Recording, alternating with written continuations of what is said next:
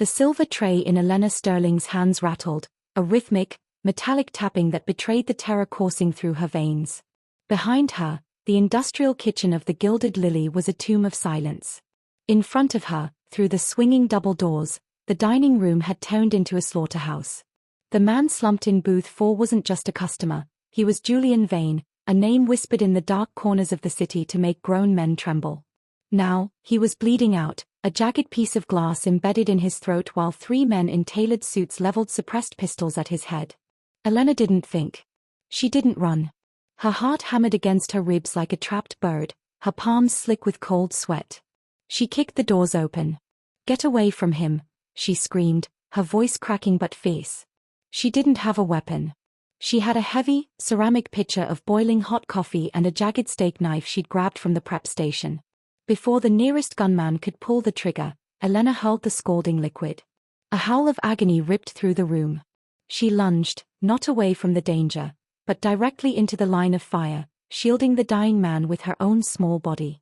As a bullet whistled past her ear, shattering a mirror into 1,000 diamond shards, Elena pressed her hand firmly against Julian Vane's neck. The warmth of his blood soaked through her white apron, staining her skin a permanent, haunting crimson. She looked into his darkening eyes, cold, obsidian depths that suddenly flickered with a terrifying, possessive spark of life. "You're okay," she gasped, her breath coming in ragged hitches as she stared down the barrels of the remaining guns. "I've got you. I'm not letting go." In that moment, Elena Sterling didn't realize she hadn't just saved a life. She had signed a contract written in blood. He was the king of the city's underworld, and by saving him, she had become the only thing in the world he couldn't live without. "Hello, everyone. It is so wonderful to have you here today. Before we dive deeper into this pulse-pounding story of debt, danger, and a love that refuses to be ignored, I'd love to know, where in the world are you watching from? Please drop your country or city in the comments below. We are so grateful for this community. If you're feeling the tension already, do me a huge favor, hit that subscribe button and turn on notifications. It helps us keep telling these emotional stories for you. Are you doing well today? I truly hope so. Now, let's see what happens when the most dangerous man in the city decides he owes you his life. Elena's vision blurred as the gunman retreated into the shadows of the alleyway, the sound of distant sirens finally cutting through the ringing in her ears. She stayed on the floor, cradling Julian's head in her lap, her fingers trembling as she maintained pressure on the wound. "Don't close your eyes," she whispered, her own tears dripping onto his forehead. "Stay with me, Julian." His hand, heavy and scarred, suddenly reached up. He didn't grab her hand, he wrapped his fingers around her nape, pulling her face inches from his. His voice was a rasping growl, thick with blood and something far more dangerous than pain. "I saw what you did," he wheezed. "You didn't run." "I couldn't," she sobbed, her heart racing so fast she thought it might burst. "Now," he whispered, his grip tightening just enough to let her know she was marked, "I can never let you go." As the paramedics burst through the door, Elena felt a cold chill that had nothing to do with the night air. She had saved the devil, and now, the devil was looking at her like she was his only salvation. How far would a man go to keep the woman who saw him at his weakest? And what happens to an innocent waitress when she's pulled into a world where mercy is a myth? The neon sign of the Gilded Lily flickered overhead, casting a bruised purple light over Elena Sterling as she scrubbed the grout of the floor. It had been 3 days since the attack. 3 days since the blood of Julian Vane had stained her skin, and no matter how hard she scrubbed, she could still feel the phantom warmth of it.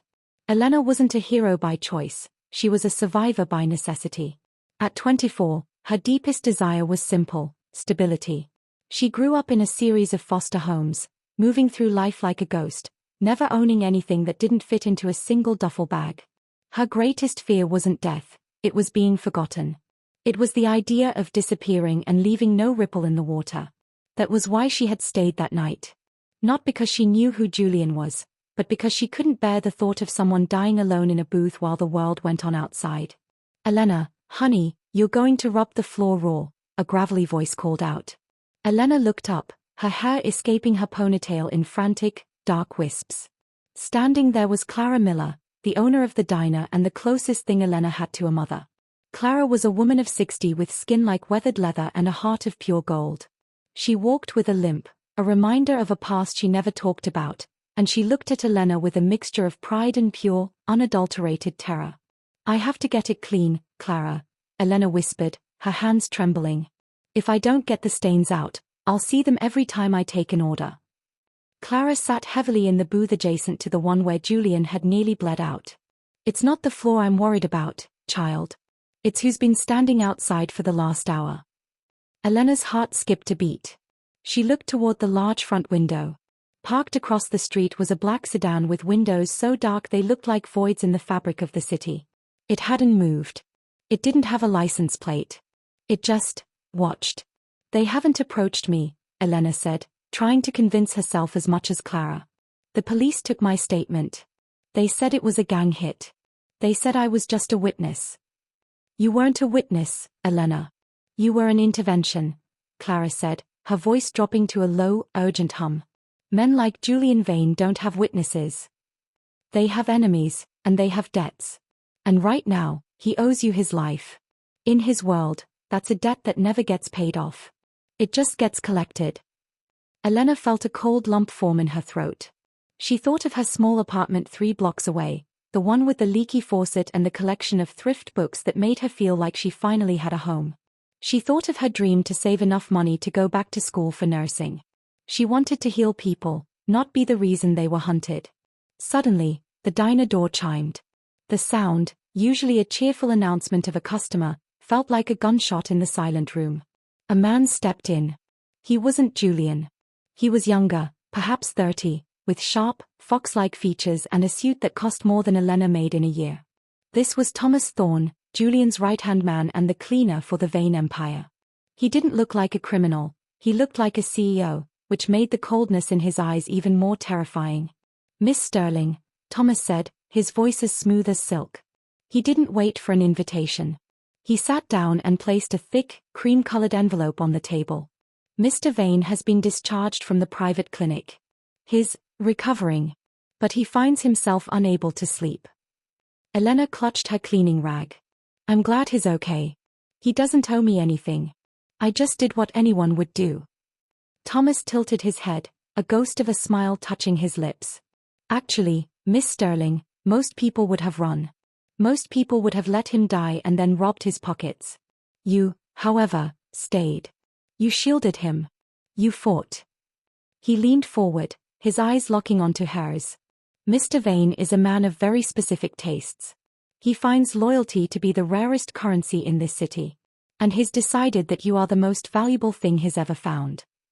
"I'm not an object to be found," Elena snapped, a spark of her inner fire lighting up her eyes. Thomas chuckled, but there was no humor in it. "He knows that. That's why he isn't offering you money. He's offering you a position. Protection. A life where you never have to scrub a floor again." "I like my life," Elena lied, her voice shaking. "Do you?" Thomas asked, glancing around the flickering diner. "Because the men who tried to kill him? They know your name now. They know your face. They know you're the reason their contract failed. If you stay here, you am a target. If you come with me, you're a queen." Elena looked at Clara, whose face had gone pale. The stakes were suddenly crystal clear. By saving a monster, Elena had painted a bullseye on her own back. She wasn't just a waitress anymore, she was a piece on a chessboard she didn't know how to play. "I won't leave Clara," Elena said, her voice gaining strength. "Mr. Vane anticipated that," Thomas replied, sliding a second envelope toward Clara. "This is a deed to the property next door. And a contract for a private security firm to stand guard here 24 hours a day. Your friend will be safe. But only if you come with me." It was a golden cage, and the door was swinging shut. Elena realized that Julian Vane wasn't asking. He was claiming. He was using her love for the only person who cared about her to bind her to him. "Why me?" Elena whispered. "He could have anyone." Thomas stood up and adjusted his cufflinks. "Because you looked the devil in the eye and told him he wasn't allowed to die. He's been looking for a reason to believe in something for a long time, Elena. It seems he's found it in you." As Elena walked toward the black sedan, leaving behind her apron and her old life, she felt a strange, terrifying sensation in her chest. It was fear, yes. But beneath it was a flicker of something she had never felt before, a sense of being seen. Truly seen. Are you feeling for Elena yet? She's trapped between a rock and a very dangerous, very handsome hard place. If you've ever felt like you were stuck in a situation where there were no good choices, let me know in the comments. I love hearing your stories. And if you're enjoying the tension, don't forget to subscribe. It really helps the channel grow and lets us keep bringing you these high-stakes dramas. The car moved through the city like a shark through dark water. Elena watched the familiar streets of her neighborhood disappear, replaced by the towering glass and steel of the elite districts. They pulled into the underground garage of a fortress-like penthouse. When the elevator doors opened, the air smelled of sandalwood and expensive leather. And there, standing by a floor-to-ceiling window overlooking the glowing city, was Julian Vane. He was dressed in a black silk robe, a white bandage still visible at his throat. He looked pale, but the power radiating from him was palpable. He didn't turn around immediately. He just watched her reflection in the glass. "You're late, Elena," he murmured. "I didn't want to come," she said, her voice echoing in the vast, cold room. He turned then. The intensity of his gaze made her knees weak. It wasn't the look of a man who was grateful. It was the look of a man who had found a missing part of himself and was never going to let it go. "You saved me," Julian said, walking toward her with a slow, predatory grace despite his injury. He stopped just inches from her, his scent, spices and rain, filling her senses. He reached out, his thumb brushing the line of her jaw. "In my world, Elena, when someone saves your life, that life belongs to you. But I'm going to do things differently." He leaned down, his breath warm against her ear, sending a shiver of terror and something else, something hot and confusing, down her spine. "I'm going to make you want to belong to me." The morning sun hit the glass of the penthouse like a physical blow, but inside, the air was chilled to a precise, uncomfortable perfection. Elena sat at a dining table long enough to host a cabinet meeting, staring at a plate of eggs she couldn't bring herself to touch. Every time she closed her eyes, she saw the flash of the muzzle and the spray of Julian's blood. Julian entered the room, no longer in his robe but in a charcoal suit that seemed to absorb the light. He moved with a slight stiffness, his hand occasionally drifting to the bandage on his neck. He didn't sit at the head of the table, he sat right next to her, so close their sleeves brushed. "You aren't eating," he noted, his voice a low vibration. "I'm not a pet, Julian," Elena said, her voice trembling but her gaze steady. "You can't just keep me here and expect me to be happy because the view is nice. I have a life. I have dreams." Julian's eyes darkened, a flash of possessiveness crossing his features. "Your life was a 12-hour shift in a grease-stained apron for a wage that wouldn't buy one of these chairs. Your dreams were to barely survive. I am offering you the world, Elena." "I don't want the world," she snapped, standing up so abruptly her chair scraped the marble floor. "I want my freedom." Julian stood slowly, towers over her. "Freedom is a lie. Everyone belongs to someone. At least with me, you are safe." The heavy mahogany doors of the suite burst open before she could retort. Thomas Thorne rushed in, his usual composure fractured. He held a tablet in his hand, his face the color of ash. "Julian," Thomas said, his voice tight. "We have a problem. A massive one." Julian didn't look away from Elena. "Not now, Thomas." "It's about the hit," Thomas insisted, stepping forward. "We pulled the footage from the diner's hidden security line, the one the police didn't get. We ran facial recognition on the shooter you blinded with the coffee." Julian finally turned, his eyes narrowing. "And?"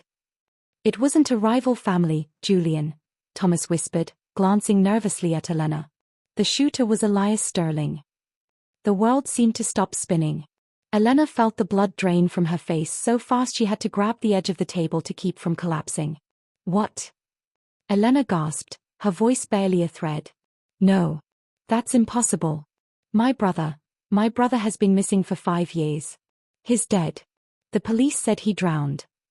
Julian's head snapped toward her, his gaze sharp enough to cut. "Your brother?" "Elias," Elena sobbed, the name a jagged stone in her throat. "He was all I had. When he disappeared, I looked for him for months. He was a good person. He would never, he's not a killer." Thomas turned the tablet toward them. The image was grainy, distorted by the steam of the coffee Elena had thrown, but the man's face was unmistakable. The same high cheekbones, the same slight cleft in his chin, and the same birthmark near his temple that Elena had. It was Elias. But his eyes were different, hollow, cold, and filled with a murderous intent that made Elena's stomach churn. "It seems your dead brother is a high-level mercenary for the Volkov Syndicate," Julian said, his voice dangerously quiet. He looked at Elena, and for the first time, the heat in his eyes turned to ice. "The girl who saved my life is the sister of the man who tried to take it." The irony was a physical weight, crushing the air out of Elena's lungs. She looked at Julian, seeing the shift in him. The gratitude was gone, replaced by a calculating, lethal suspicion. In the Mafia world, blood was everything. If her brother was his enemy, then by default, she was a Trojan horse. "I didn't know," Elena pleaded, reaching out to touch his arm, but he flinched away as if her touch were poison. "I swear to you, Julian, I thought he was gone. I haven't seen him in years." "Or," Julian hissed, stepping into her space, his fingers gripping her chin with a bruising force, "you were the bait. Did he send you there? Was the rescue a play to get you inside my house? To wait until I was sleeping so you could finish what he started?" "No." Elena screamed, tears streaming down her face. "I saved you. I almost died for you." "A very convincing performance," Julian said, though his hand trembled slightly against her skin. The internal war in his eyes was devastating. The man who wanted to love her was being strangled by the man who had to survive. Suddenly, the intercom buzzed. "Sir, we have a perimeter breach. North Gate. It's a single vehicle. They are requesting a parley." Julian let go of Elena, his eyes never leaving hers. "Who is it?" "He says his name is Elias Sterling," the security voice crackled. "And he says he's come to take his sister home." "Oh my goodness. Can you believe that twist?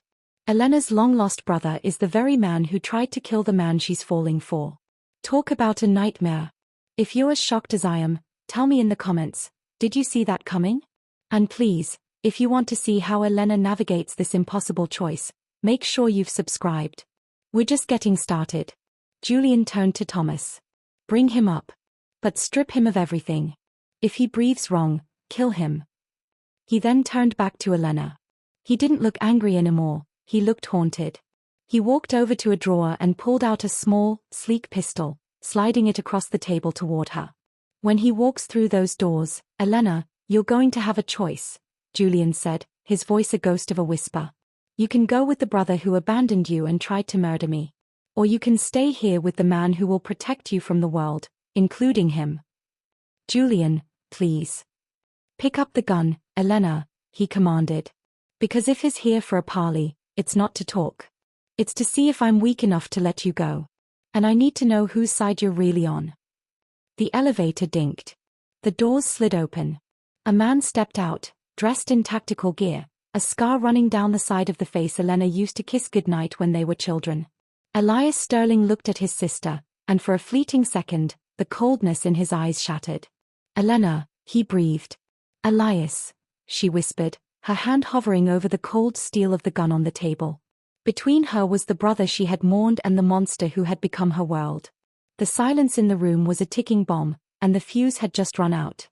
Elias took a step forward, his boots heavy on the marble. Julian's hand moved instinctively toward the holster at his hip, but he kept his eyes on Elena. He was watching her heart break in real time, and he was waiting to see which piece she would pick up. "Elena, get away from him," Elias commanded. His voice was deeper than she remembered, gravelly and stripped of the warmth that used to define their childhood. "You have no idea what kind of man he is. I know he's the man you tried to murder." Elena cried, her voice echoing off the high ceilings. "Elias, why? They told me you were dead. I sat at a funeral with an empty casket. I cried for years." Elias's jaw tightened, a flash of genuine agony crossing his face before the mask of the soldier returned. "I had to disappear to keep you safe. I got into debt with the wrong people, Elena. The Volkovs, they don't let you just quit. I did what I had to do so they wouldn't come for you. But then I saw you at the diner. I saw you jump in front of the bullet I fired." He looked at Julian with pure, unadulterated loathing. "I'm here to fix my mistake." "The only mistake you made was coming here," Julian said, his voice a low, lethal purr. He stepped behind Elena, his hands resting heavily on her shoulders. It was a gesture that looked like comfort but felt like a claim. She saved my life. She chose me over your bullet. That makes her mine. She's my sister. Elias roared, reaching for a weapon he didn't have. Instantly, 4 red laser dots from Julian's hidden snipers appeared on Elias's chest, centered right over his heart. Elias, stop. Elena screamed, throwing herself in front of her brother, mirroring the way she had protected Julian nights before. Julian, please. If you hurt him, you're killing me too. Julian's eyes flared with a jealous rage. He hated that she was willing to die for someone else. He hated that he wasn't the only sun in her sky. He tried to kill me, Elena. In my world, that's a death sentence. No exceptions. Then make one, she pleaded, turning to face Julian, her hands clutching the lapels of his expensive suit. Her heart was racing so hard it felt like it would shatter her ribs. You said you owed me. You said you'd do things differently. If you want me to stay, if you want me to want to be here, then let him live. The silence stretched for an eternity. Julian looked down at her, his obsidian eyes searching her face for any sign of a trap. He saw only desperation and a love for her brother that he desperately envied. Thomas, Julian said, never breaking eye contact with Elena. Take Mr. Sterling to the holding rooms in the basement. He stays alive. For now. But if he touches a door handle or looks at a guard the wrong way, end him. Elias struggled as Thomas and 2 guards grabbed his arms. Elena. Don't trust him. He's a monster. As they dragged her brother away, Elena collapsed onto a velvet chair, her body trembling with a violent, uncontrollable sob. She covered her face with her hands, the weight of the last hour finally breaking her. Julian didn't leave. He didn't call for his men. He knelt on the floor in front of her, a king kneeling before a commoner. He gently pulled her hands away from her face, his touch surprisingly tender. You saved him, Julian whispered. Just like you saved me. He's my brother, Julian, she choked out.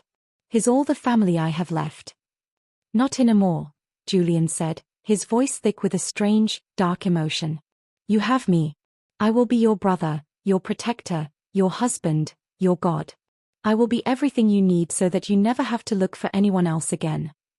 He leaned in, and for the first time, he didn't wait for her to pull away. He kissed her. It wasn't a gentle kiss, it was a desperate, possessive claim that tasted of salt and shadow. Elena felt a jolt of electricity shoot through her, a confusing mixture of terror and an undeniable, magnetic attraction. She hated him for what he was, but she was starting to crave the way he looked at her, as if she were the only thing in a burning world worth saving. Over the next few days, the tension in the penthouse grew to a fever pitch. Julian allowed Elena to visit Elias in the basement, but only under heavy guard and only for 10 minutes at a time. Each visit was a battlefield. His brainwashing you, Elias hissed during their 3rd meeting, his face bruised from a disagreement with the guards. His keeping you here like a trophy. Elena, I have a contact. Someone in the city who wants Julian gone just as much as I do. If you can get me the code to the service elevator, we can both get out of here. Elena looked at her brother, then at the camera in the corner of the room. She knew Julian was watching. She knew every word was being recorded. I can't, Elias, she whispered. He'll kill you. He's going to kill me anyway. Elias snapped. The Volkovs are coming, Elena. They know I failed the hit. They think I flipped. They're going to burn this whole building down to get to Julian, and you'll be caught in the crossfire. That night, Elena lay in the massive silk-draped bed, staring at the ceiling. She was torn in two. One half of her wanted to run with her brother, back to the life of anonymity and grease-stained aprons. But the other half felt a strange sense of belonging she had never known. Julian didn't just give her things, he gave her a presence. He listened to her. He watched her. He made her feel like she finally had a place in the world, even if that place was at the right hand of a devil. She was startled from her thoughts by the sound of the door opening. Julian stepped in, his shirt unbuttoned at the collar, looking weary and more human than she had ever seen him. The Volkovs have moved into the docks, he said, sitting on the edge of the bed. They are preparing for a full-scale assault. They want the girl who saved the king. They think if they take you, I'll crumble. He looked at her, his gaze vulnerable for the briefest of seconds. Would I, Elena? If they took you, would I have anything left to fight for? Elena sat up, the silk sheet sliding down her shoulders. Why are you telling me this? Because I'm giving you a choice, he said, reaching into his pocket and pulling out a keycard. This opens the basement and the garage. You can take your brother and leave. My men have orders to let you pass. Elena stared at the card. It was everything she had asked for. Freedom. Her brother. Her old life. Why? She whispered. Julian stood up, walking toward the window. Because I realized today that I can't force you to love me. And if you stay because you're a prisoner, then I've already lost. If you stay, Elena, it has to be because you choose the monster. He left the card on the nightstand and walked out, leaving the door ajar. Can you imagine the weight of that choice? One card, two very different lives. What would you do in Elena's shoes? Would you run with the brother who lied to you, or stay with the man who would burn the city down for you? Let me know in the comments. I love reading your theories. And if you want to see which path Elena chooses, make sure you hit that subscribe button right now. Elena's hand trembled as she picked up the card. The plastic was cold against her palm. She walked to the door, looking out into the silent, dimly lit hallway. The elevator was waiting. Her brother was waiting. She made her way to the basement, her heart hammering a frantic rhythm. She swiped the card, and the heavy steel door to Elias's cell hissed open. Elena. Elias stood up, shock written across his face. How did you? We have to go, she whispered. Now. They moved through the garage, slipping into a nondescript SUV. The guards watched them, their faces expressionless, their weapons lowered just as Julian had promised. As the garage door began to rise, revealing the dark city streets, Elena looked back at the penthouse. She saw a single figure standing on the balcony, a silhouette against the moon. Julian. He didn't wave. He didn't move. He just watched her leave. We're free, Al, Elias said, hitting the gas. We're finally free. But as the city lights blurred past, Elena didn't feel free. She felt like she was leaving her heart behind in a glass cage. And she didn't see the black van trailing them from 3 cars back, a van marked with a small, silver wolf emblem. The Volkovs didn't care about choices. They only cared about blood. The tires of the SUV screeched as Elias took a sharp corner, his eyes darting to the rearview mirror. Elena sat in the passenger seat, her hands clenched so tightly her knuckles were white. The silence between them wasn't the comfortable silence of their childhood. It was a wall of secrets and unspoken accusations. We're going to a safe house in the old industrial district, Elias said, his voice tight. The Volkovs won't think to look there.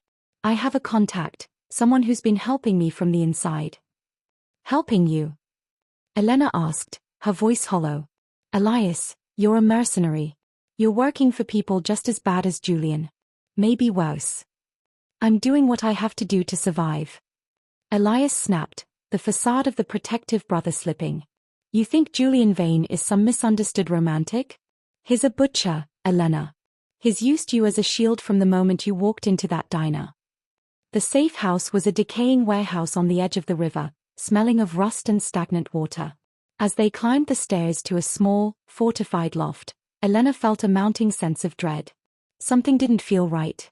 The air was too still, the shadows too long. Who is this contact, Elias? Elena demanded as he began checking a crate of weapons.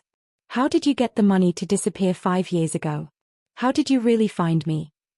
Elias stopped, his back to her. He slowly turned around, and for the first time, Elena saw a flicker of something that looked like pity in his eyes. I didn't find you at the diner by accident, Elena, he whispered. I was sent there because the Volkovs knew you were my sister. They've been tracking you for years. They used you to lure Julian out. The whole thing, the hit, the rescue, it was all a setup. Elena felt the floor tilt beneath her. What are you saying?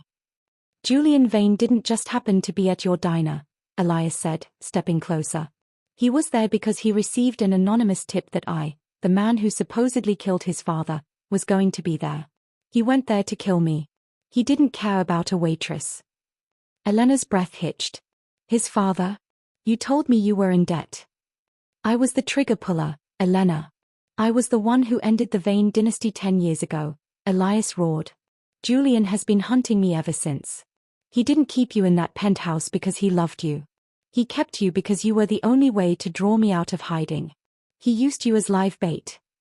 The revelation was a physical blow, a serrated knife twisting in her chest.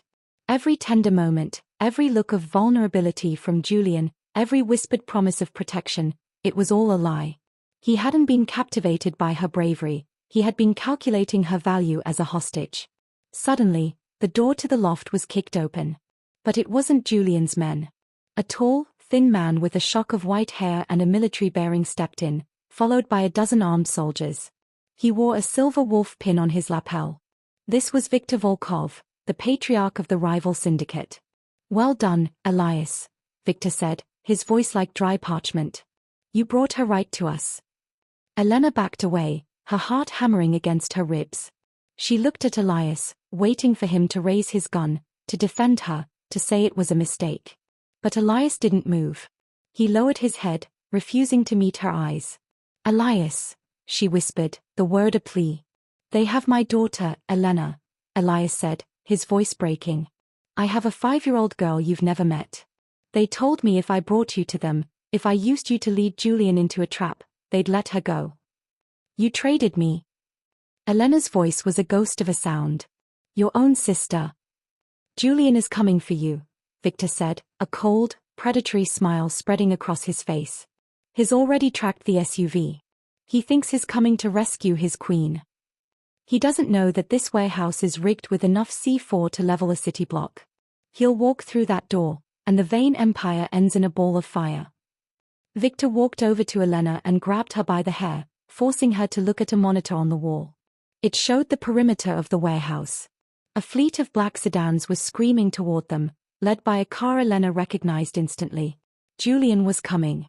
He was driving straight into a death trap for a woman he had lied to, a woman he had used as bait. "He's coming for me," Elena sobbed, the irony cutting her deep. "Even if he used me, he's still coming." "And that is his final mistake," Viktor hissed. "My heart is actually racing. Can you believe the layers of betrayal here?" Elias traded his sister for his daughter, and Julian, the man Elena was starting to trust, might have been using her all along. Or was he? If you're as torn as Elena is, let me know in the comments, who is the real villain here? And please, if you want to see if Julian survives the trap, hit that subscribe button. We are heading into the darkest hour. The monitor showed Julian's car skidding to a halt. He jumped out, not waiting for his men, his eyes fixed on the warehouse door. He looked frantic, his composure completely shattered. "Julian, no." Elena screamed at the screen, though he couldn't hear her. Viktor held the detonator in his hand, his thumb hovering over the red button. "Look at him. The great Julian Vane, reduced to a desperate fool for a girl from a diner." Elena looked at her brother, who was trembling, his hand on his holster. She saw the sweat on his brow and the regret in his eyes. In that moment, Elena realized she wasn't just a victim. She was the only one who could change the ending of this story. "Elias," she whispered, her voice steady despite the tears. "If you do this, you aren't saving your daughter. You're teaching her how to be a monster. Is that the life you want for her?" Elias looked up, his eyes meeting hers. For a second, the old Elias, the one who used to protect her from bullies, flickered back to life. "Get down." Elias suddenly screamed, lunging not for the door, but for Viktor. A gunshot echoed through the small room, deafening and sharp. The detonator flew from Viktor's hand, skittering across the floor toward the edge of the loft. The loft exploded into a symphony of violence. Elias and Viktor crashed into a stack of wooden crates, grappling for control of a dropped handgun. Elena didn't wait to see who won. She lunged for the detonator, her fingers scraping against the cold metal just as a Volkov soldier's heavy boot slammed down on her wrist. A scream of agony ripped from her throat. The bone didn't snap, but the pain was a white-hot flash that blinded her. "The girl is the priority," Viktor roared, throwing Elias off him with a desperate strength. "Get her to the secondary location. If Julian wants her, he can find her in pieces."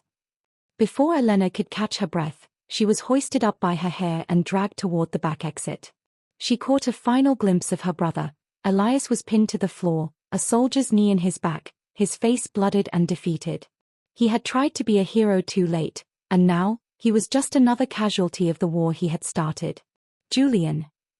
Elena screamed, but her voice was drowned out by the thunder of an explosion from the floor below. The warehouse groaned. The trap had been partially triggered. Smoke, thick and acrid with the smell of chemicals, began to fill the loft. Through the haze, Elena saw the doors burst open. Julian Vane stepped through the flames, his coat singed, his face a mask of primal, terrifying rage. He looked like a god of death rising from the underworld. "Elena," he bellowed, his voice cracking with an emotion she had never heard before, pure, unadulterated fear. "Stay back," Victor shouted, pulling Elena in front of him like a human shield, the cold barrel of a pistol pressed hard against her temple. "One more step, Julian, and her brains decorate the wall. You lose the only thing you ever loved." Julian froze. His weapon was raised, his finger on the trigger, but his hand, the hand that had ordered the deaths of dozens, was shaking. "Let her go, Victor," Julian said, his voice dropping to a deadly, vibrating hum. "This is between us. She has nothing to do with the past. She has everything to do with it." Victor laughed, a jagged, manic sound. "She was the bait, and you bit. You fell for a waitress. You made yourself weak for a girl who doesn't even know your real name." Victor backed toward the open freight elevator, dragging Elena with him. She looked at Julian, her heart breaking. Even after knowing he had used her, seeing him standing there, willing to die just to get her back, shattered the last of her defenses. "Julian, run," she cried. "The building is rigged. It's going to come down."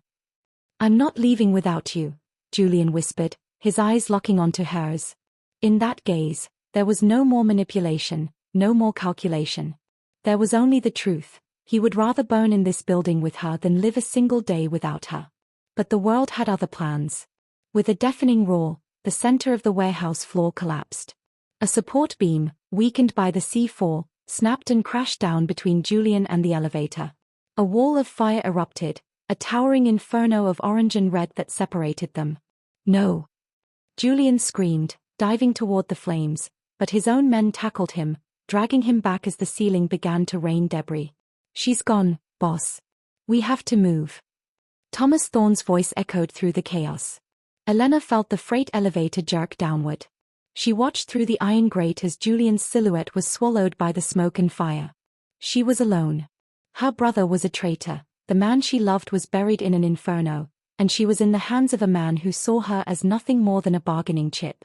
Hours later, Elena found herself chained to a radiator in a damp, windowless basement. The air was cold, and the sound of dripping water was the only clock she had. Her wrist was swollen and blue, and her spirit felt even more battered. The door creaked open, and Viktor Volkov stepped in. He wasn't smiling anymore. He looked tired. "He survived," Viktor said, tossing a newspaper onto the floor in front of her. The headline showed the warehouse in ruins. "Julian Vane is alive. But he's broken. My men say he's burning the city down looking for you. He's killing everyone who ever looked at you the wrong way." Elena didn't say anything.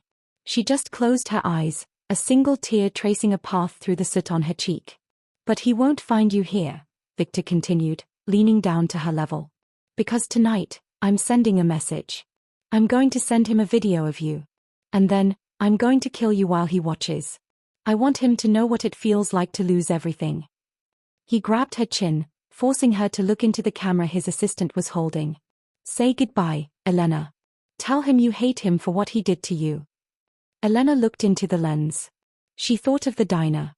She thought of the way Julian had held her in the penthouse. She thought of the blood on her hands and the fire in his eyes. "Julian," she whispered, her voice steady and clear. "If you can hear me, don't come. Don't let him win. I'm not a prize. I'm not a debt. I'm yours. And I'm not afraid." Viktor backhanded her, the blow sending her head spinning. "You stupid girl. You're already dead." As the door slammed shut, leaving her in total darkness, Elena felt a cold realization. This was the end. There was no rescue coming. The hero was a monster, the brother was a ghost, and the girl was out of time. "I can't even breathe right now. Elena is in the hands of a psychopath, and Julian is losing his mind. Is there any hope left? If you're rooting for Elena to find a way out, please leave a comment with the word hope below. And if you haven't yet, subscribe now. We are heading into the final chapters where everything will be decided. Elena slumped against the cold metal of the radiator, the darkness pressing in on her. She felt the weight of her life, a series of foster homes, long shifts, and a brother who had traded her for a ghost. She felt like a character in a story that was meant to end in tragedy. But then, she felt something in her pocket. It was small, cold, and sharp. The steak knife. She had tucked it into her waistband at the diner, and in the chaos, the Volkov men had never searched her thoroughly. They hadn't seen her as a threat. She wasn't a queen. She wasn't a hostage. She was Elena Sterling, the girl who didn't run. And she wasn't done fighting. The darkness of the basement was absolute, but the cold steel of the steak knife in Elena's hand felt like a bolt of lightning. She didn't have Julian's power or Elias's training, but she had the one thing they both lacked, the clarity of someone with nothing left to lose. Elena's fingers bled as she sawed at the heavy zip ties binding her to the radiator. Every movement sent a scream of protest through her swollen wrist, but she bit her lip until she tasted copper, refusing to make a sound. Pop. The plastic finally gave way. She didn't run for the door. She knew there were guards outside. Instead, she looked up. High in the corner of the basement was a narrow coal chute, choked with decades of grime but just wide enough for someone of her slight frame.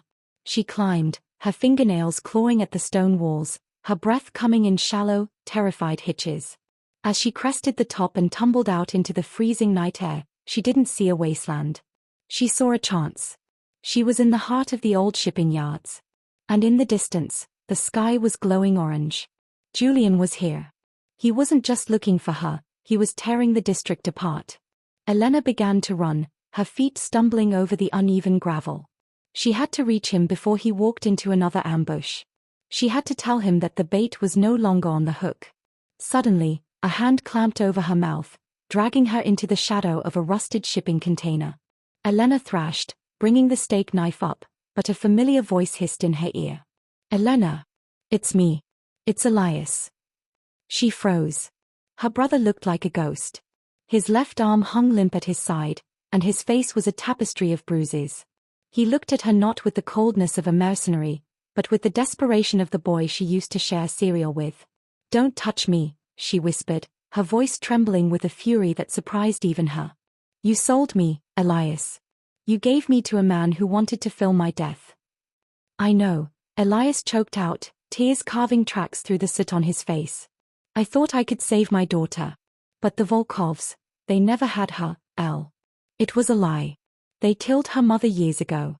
I've been serving the people who destroyed my life because I was too afraid to look at the truth." He reached into his tactical vest and pulled out a heavy radio and a set of keys. "Julian is 2 blocks away. He's pinned down by sniper fire. Victor is moving in to flank him. If you go now, through the drainage tunnels, you can get behind the sniper nest." Elena looked at the keys, then at her brother. "Why are you helping me now?" "Because you were right," Elias said, his voice cracking. "I can't be a hero. But I can be a distraction. I'm going to walk out into that street and draw their fire. When the snipers turn to me, you run to Julian." "Elias, no. They'll kill you." "They were going to kill me anyway, Elle," he said, giving her a small, heartbreaking smile, the one he used to give her when they were kids and he'd taken the blame for a broken window. "For once in my life, let me do something that isn't for a paycheck. Go. Save the man who actually stayed." Before she could protest, Elias stepped out into the floodlights of the yard. He began firing into the air, screaming at the top of his lungs, a one-man army of penance. The red laser dots shifted instantly, leaving the path to the tunnels clear. Elena ran. She didn't look back when she heard the first volley of gunfire. She couldn't. She scrambled through the wet, dark tunnels, guided by the sound of Julian's voice echoing through the pipes. She emerged into a shattered storefront, glass crunching under her boots. 30 yards away, Julian was crouched behind a burnt-out car, reloading a handgun with mechanical precision. He was covered in blood, his eyes vacant and wild. He looked like a man who had already died and was just waiting for his body to catch up. "Julian," she screamed. He spun, his gun leveling at her chest before his brain registered who she was. The weapon dropped from his hand as if it weighed 1,000 pounds. Elena, he gasped, his voice a broken thing. She didn't care about the bullets whining overhead or the fire or the secrets. She sprinted across the open asphalt and threw herself into his arms. Julian caught her, pulling her so tight she could feel his heart hammering against his ribs, a frantic, rhythmic proof of life. "You're alive," he whispered into her hair, his tears hot against her skin. I thought I lost you." "I'm here," she sobbed. "I'm here, Julian." He pulled back, his hands framing her face. "I lied to you, Elena. About the diner. About everything. I used you." "I know," she said, her eyes fierce. "But you came for me. You came into the fire. Now, let's finish this. Together." Julian's eyes cleared. The madness disappeared, replaced by a cold, sharp focus. He picked up his gun and handed Elena a smaller one from his ankle holster. "Victor is in the clock tower," Julian said, looking toward the looming structure at the end of the street. "He thinks he's the hunter. Let's show him what happens when he touches what belongs to me." Hope wasn't a soft thing anymore. It was a weapon. And for the first time, the waitress and the Mafia boss weren't standing on opposite sides of a tray. They were standing side by side in the line of fire. Is there anything more powerful than a redemptive sacrifice? Elias might have been a traitor, but he gave his sister the chance to find her own way. And now, Elena and Julian are finally on the same page. Do you think they can take down Victor together? Let me know in the comments. Are you Team Julian or do you think Elena should have run? And don't forget to subscribe so you don't miss the epic climax. The clock tower loomed over them, a jagged tooth against the moon. Elena felt the weight of the gun in her hand. She had never wanted this world, but she realized now that she was the only one who could survive it. "He's waiting for us," Elena said. "Then let's not keep him waiting," Julian replied, his hand finding hers for one brief, grounding second before the darkness swallowed them both. Julian moved like a predator through the shadows of the lower stairs, his silenced pistol leading the way. Elena followed inches behind, her senses heightened to a painful degree. Every creak of the floorboards felt like a thunderclap. "Two guards at the first landing," Julian whispered, his voice barely audible over the grinding gears. "Stay low. When I move, you cover the left." Before Elena could nod, Julian lunged. He didn't just fire, he was a whirlwind of calculated violence. Two soft thwips echoed in the chamber, and the guards collapsed without a sound. Julian didn't stop to check them. He was a man possessed, driven by a decade of hate and a week of desperate love. They reached the top floor, the belfry. The massive bronze bell hung in the center, and beyond it, through the open arches, the city stretched out like a carpet of diamonds. Viktor Volkov stood by the ledge, his back to them, looking out at the chaos he had created. "I knew you'd come, Julian," Viktor said, not turning around. "You always did have a flair for the dramatic. It's a pity. You could have been the greatest of us, if not for your heart." "My heart is the only thing that's still real in this city, Victor," Julian said, stepping into the light, his gun leveled at the back of Victor's head. "Turn around. I want you to see the face of the man who ends you." Victor turned, but he wasn't afraid. He was smiling. In his hand, he held a small remote, not a detonator this time, but a tablet. He tapped the screen, and a live feed appeared. It showed the street below. "Your men are being slaughtered, Julian," Victor hissed. "And your little waitress? She's a witness to a massacre. Even if you kill me, you'll never leave this tower alive. My snipers have the stairs. My men have the perimeter." Suddenly, a shadow shifted in the corner of the belfry. A third man stepped out, Thomas Thorne. But he wasn't standing with Julian. He was holding a weapon, and it was pointed directly at Julian's side. "Thomas!" Elena gasped, her heart plummeting. "No, not you." "Sorry, boss," Thomas said, his voice flat and professional. "The Vane Empire was built on blood, but the Volkovs, they pay in gold. And I've always been a man of business." The betrayal was the final straw. Julian's face didn't crumble, it hardened into something inhuman. He looked at the man he had trusted for 10 years, then at the girl he had known for 10 days. "Kill them both," Victor commanded. The world slowed to a crawl. Thomas squeezed the trigger, but Elena was faster. She didn't aim for Thomas, She aimed for the massive iron counterweight of the clock's striking mechanism hanging just above him. Crack! The bullet severed the fraying rope. The 1,000-pound weight plummeted, crashing through the floorboards and dragging Thomas down with it in a scream of splintering wood. The distraction was all Julian needed. He spun and fired 3 times in rapid succession. The first bullet took Victor in the shoulder, spinning him around. The second hit his thigh. The third Julian held. He walked toward the wounded patriarch, the barrel of his gun smoking. "This is for my father," Julian said, his voice a cold, terrifying rasp. He looked at Elena. For a moment, she saw the monster the world knew. She saw the man who had used her. But then, Julian lowered the gun. He looked at the blood on his hands, then at the innocence in Elena's eyes. "No," Julian whispered. "I won't let you see this." He kicked Victor's weapon off the ledge and turned to the open archway. In the distance, the sound of sirens, not the corrupt city police, but the state guard called in by the governor, cut through the night. The Volkov reign was over. The city was waking up. "It's over, Victor," Julian said, looking back at the broken man. "You'll spend the rest of your life in a cell, watching my empire grow while yours turns to ash." But Victor wasn't finished. With a final, desperate roar, he lunged for Elena, a hidden shiv in his hand. Julian didn't hesitate. He didn't fire. He threw himself between them, taking the blade in his side as he tackled Victor over the ledge. "Julian!" Elena screamed, rushing to the edge. She caught Julian's hand at the last possible second. He was dangling over the abyss, his fingers slick with blood, while Victor's weight pulled him down toward the pavement hundreds of feet below. "Let me go, Elena." Julian wheezed, the pain evident in his eyes. "You'll fall too." "I'm not letting go," she cried, her muscles screaming, her feet sliding on the stone. "I told you at the diner, I'm not letting go." With a strength she didn't know she possessed, a strength born of every foster home she'd survived and every hardship she'd endured, she pulled. On the street below, the sirens grew louder. A searchlight from a helicopter swung around, illuminating them against the tower. With a final, agonizing heave, Elena pulled Julian over the ledge and onto the floor. Victor, unable to find a grip, slipped away with a silent, terrifying grace, disappearing into the darkness of the city he had tried to own. Julian lay on the floor, gasping for air, the wound in his side bleeding freely. Elena collapsed next to him, her head resting on his chest, listening to the frantic, beautiful thud of his heart. "You saved me," Julian whispered, his hand shaking as he stroked her hair. "Again." "I told you," Elena sobbed, her tears washing the soot from his face. "I'm the girl who doesn't run."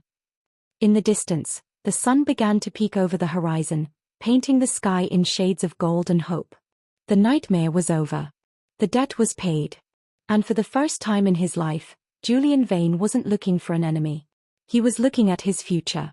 Can you believe she did it? Elena saved him twice. Talk about a powerhouse protagonist. If you're cheering for them right now, let me know in the comments. Did you expect Thomas to be the traitor?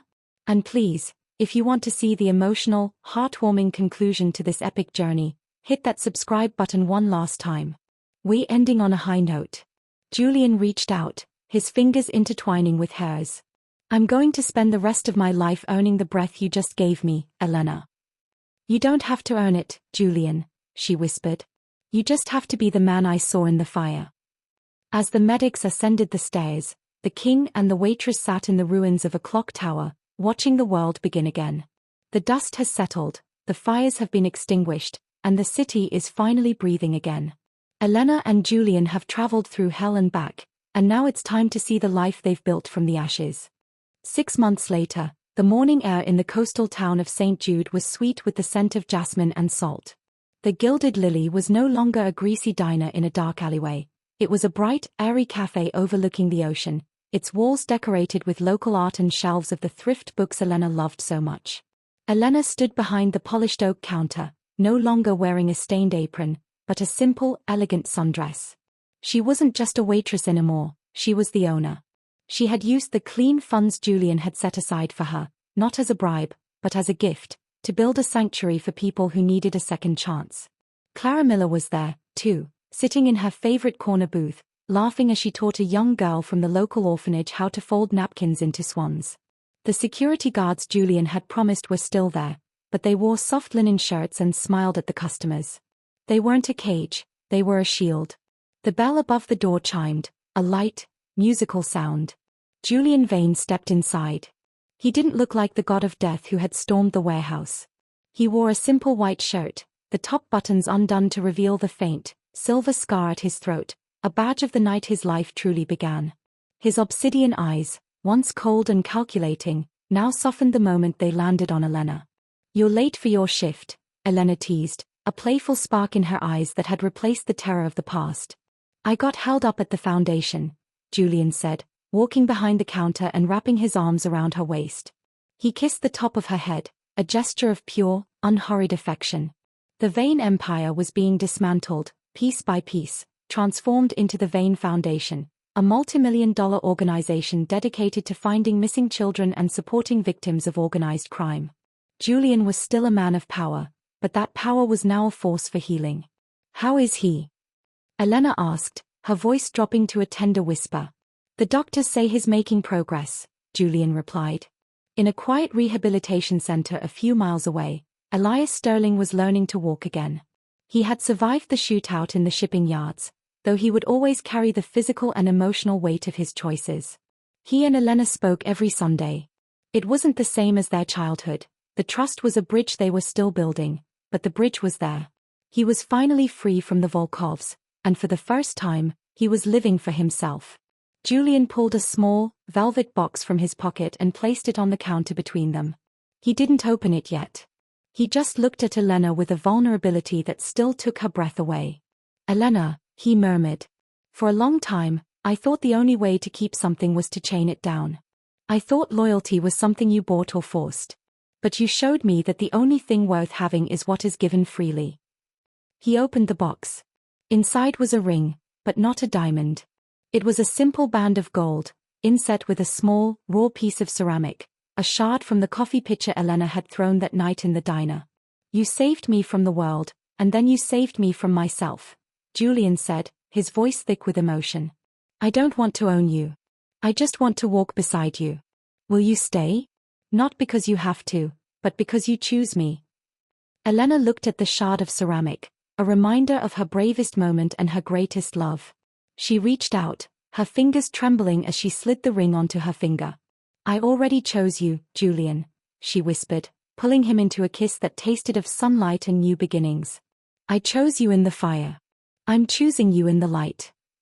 Outside, the waves crashed against the shore, a rhythmic reminder that the tide always turns. The waitress and the king had found their peace, not by escaping their pasts, but by using them to build a future where love wasn't a debt, but a promise. As the sun reached its zenith, casting a golden glow over the cafe, Elena looked out at the water and smiled. She wasn't a ghost anymore. She was a ripple that had turned into a wave, changing everything it touched. What a journey! From a blood-stained diner to a sun-drenched cafe, Elena and Julian have truly earned their happy ending. My heart is so full. If you loved this story as much as I did, please let me know your favorite moment in the comments. Was it the clock tower? The reveal of the ring? I want to hear it all. And before you go, if you haven't already, please subscribe and join our family. We have so many more emotional, high-stakes stories to tell you, and we don't want you to miss a single second. Thank you for watching, for commenting, and for being part of this incredible journey. Until next time, remember, even in the darkest night, hope is the one thing that never lets go.